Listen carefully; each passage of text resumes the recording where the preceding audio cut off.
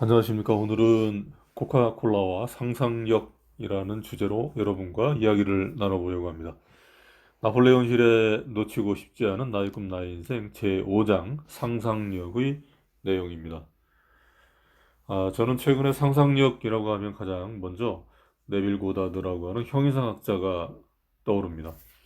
그는 상상력을 예수 그리스도라고 단언합니다.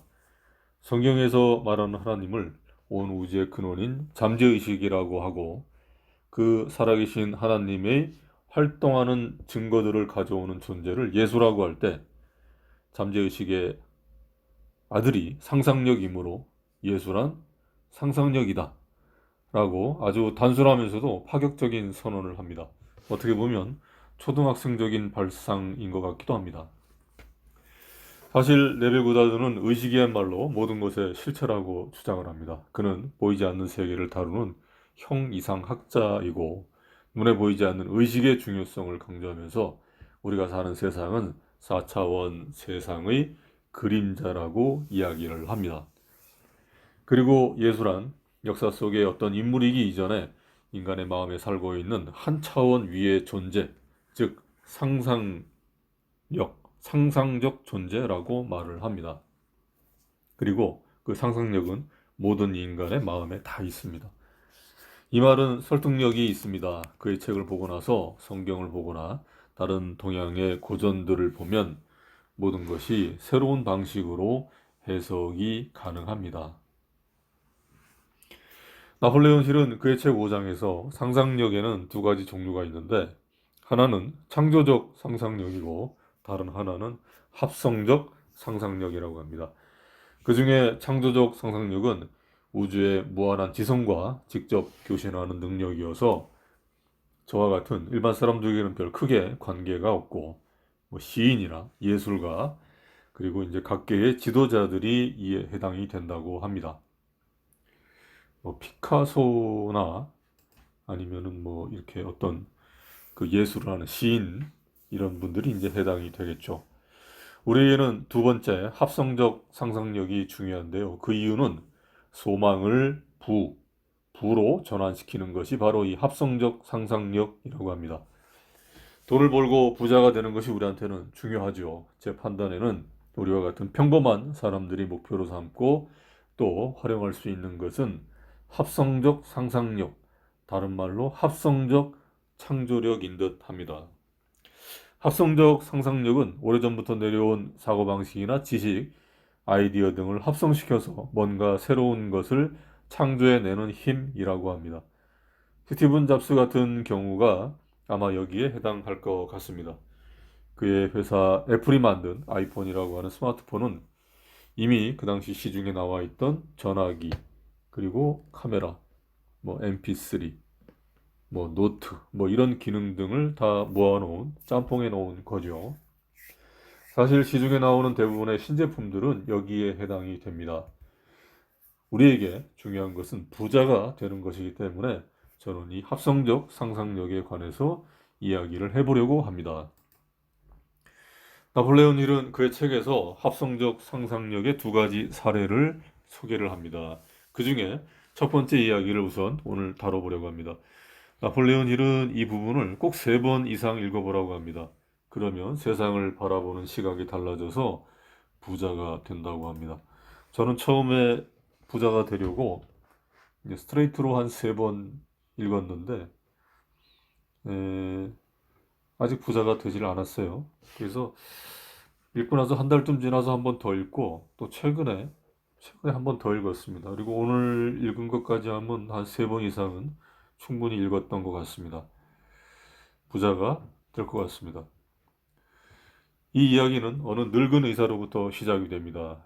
그 늙은 의사가 미국 남부의 어떤 작은 도시에 작은 약국 앞에 마차를 세우고 그 약국의 후문으로 들어가서 그곳에 젊은 점원과 늙은 점원이 아니라 젊은 점원과 거래를 시작을 했습니다.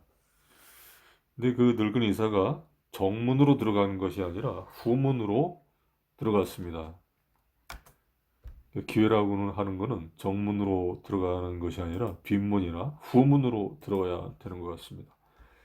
두 사람은 1시간 이상이나 카운터 뒤에서 은밀하게 작은 목소리로 이야기를 나눕니다. 카운터 앞이 아니라 카운터 뒤에서, 그리고 은밀하게 큰 목소리가 아니라 작은 목소리로 이야기를 나누었습니다. 이 이야기를 마친 후에 늙은 의사는 마차로 돌아가서 낡은 주전자와 약을 휘젓는 데 쓰는 커다란 막대기를 가지고 왔습니다. 점원은 주전자를 조사해 본 다음에 늙은 의사에게 돈 뭉치를 건네줍니다. 그 점원이 평생 모은 500달러나 되는 돈입니다. 점원의 월급이 이렇게 많지 않았을 거고, 뭐 환율도 있었으니까, 환율이 아니라 지금과의 이제 그 화폐의 가치가 있으니까 500달러가 상당히 큰 돈이었을 것 같습니다. 늙은 의사는 어떤 공식이 적힌 메모를 점원에게 주었습니다.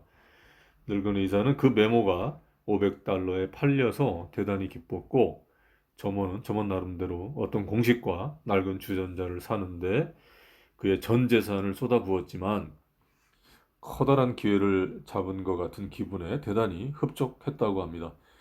하지만 당시에는 그 젊은 약국 직원이 500달러의 그 투자가 언젠가는 알라딘의 램프도 따라오지 못할 만큼의 엄청난 황금을 만들어낼 것이라는 그런 사실은 꿈에도 생각하지 못했습니다. 그때 그 점원이 산 것은 단순한 주전자가 아니라 아이디어였습니다. 그 주전자가 불가사의한 힘을 발휘한 것은 새 소유주인 점원이 원래 주인인 그 늙은 의사가 전혀 생각하지도 못한 어떤 비밀의 요소를 혼합시켰을 때부터였습니다. 그 비밀의 요소는 무엇이었을까요? 그 낡은 주전자는 훗날 전 세계의 수많은 사람들에게 일자리를 주고 막대한 양의 설탕을 소비함으로 사탕수수 재배나 설탕의 정제, 판매 등에 종사하는 사람들에게 일자리와 엄청난 이익을 제공해 주었으며 그 약국이 있던 작은 도시, 애틀란타죠. 작은 도시를 남부 최고의 상업 도시로 만들었고 그 돈으로 남부 최고의 대학이 건립되었다고 합니다. 에이모리 대학일 겁니다. 그 주전자에 들어간 알갱이는 서두에 잠깐 언급했던 코카콜라였습니다. 나폴레온 힐은 이렇게 이야기를 합니다. 낡은 주전자가 황금을 만들어낸 원인, 즉 점원이 혼합시킨 비밀 요소는 도대체 무엇이었을까? 어떤 일을 하는 사람이든 앞으로 코카콜라라는 글자를 볼 때마다 그 부와 발전이 하나의 작은 아이디어에서 태어났다는 사실을 떠올리시기 바랍니다. 또한 아서 캔들러라고 하는 그 점원이 메모지에 적은 공식대로 혼합한 비밀 요소는 상상력이었다는 사실을 기억해 두기 바란다. 라고 나폴레온 힐은 말을 합니다. 나폴레온 힐이 강조하고 싶은 것은 그 늙은 의사가 만든 레시피에 아서 캔들러가 상상력이라고 하는 아이디어를 결합을 해서 코카콜라가 탄생했다는 사실을 말하고 있습니다. 저는 앞으로 코카콜라를 볼 때마다 나폴레온 힐이 생각이 나고 아서 캔들러와 상상력이라고 하는 단어가 생각이 날 것 같습니다. 그런데 그 비밀 요소인 상상력이 어떠한 상상력인지에 대해서는 이 책에서는 자세히 나오지 않습니다. 그냥 비밀 요소라고만 되어 있습니다. 좀 궁금하죠? 그래서 제가 코카콜라의 역사에 대해서 좀 찾아보았습니다. 코카콜라에는 사실 우리가 알지 못하는, 대부분 알려지지 않은 어떤 비밀스러운 흑역사가 있습니다. 궁금하시죠? 인터넷 찾아보면 다 나옵니다. 코카콜라라는 단어는 코카라고 하는 단어와 콜라라고 하는 단어의 합성어죠. 콜라는 그냥 나무 이름입니다.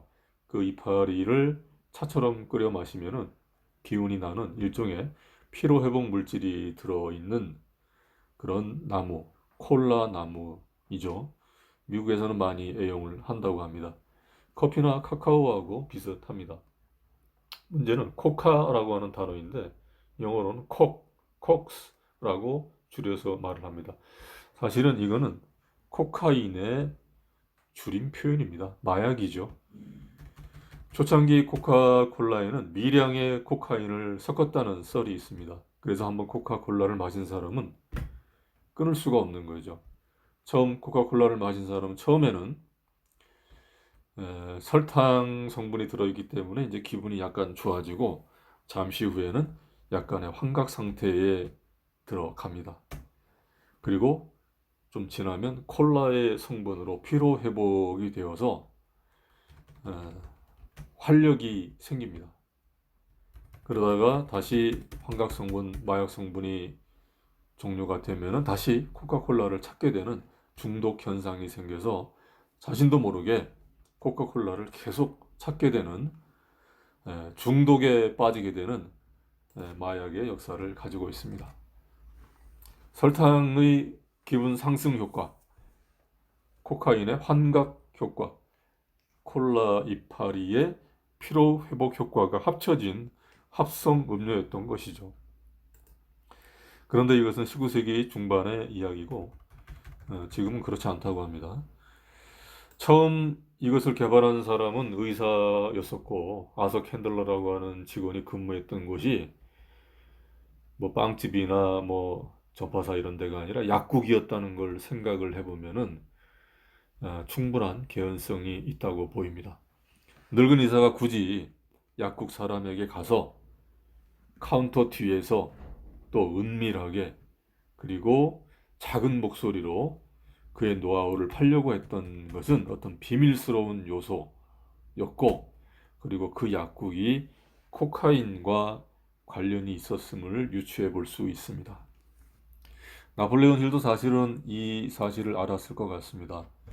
아마도 사실을 알았을 것 같습니다.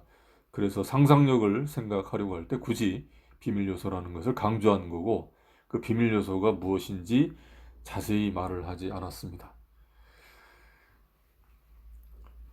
미국의 경우 대마라든가 일부 약한 종류의 마약은 허용이 됩니다.